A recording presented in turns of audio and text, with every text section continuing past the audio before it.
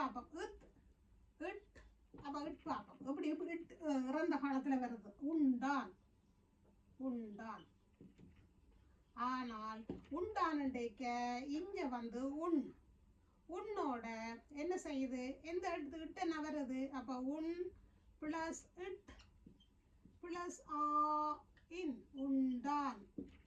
ஏன் இங்கே ஆவன்னா என்ன ஆண்டா டாண்டு வரும். விளங்குதா? இங்கே ஆவன்னா வரபடியா டாண்டு வரும். இப்போ அன்னண்டு வந்திருந்தா உண்டனன் இன்னும் ஒரு ட வரும். அது கொஞ்சம் வித்தியாசம் அப்படியும் இருக்குது. அதை நான் பேர் சொல்கிறேன்.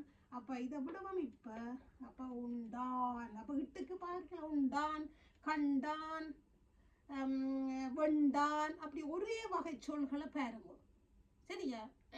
அப்போ இதுகள் இப்போ ஒவ்வொன்றும் அதே வகை சொல்களை நீங்கள் கண்ணக்க படிச்சிங்கன்னா இல்லக வகை படிச்சிடலாம். டேக் கேர், பாய்.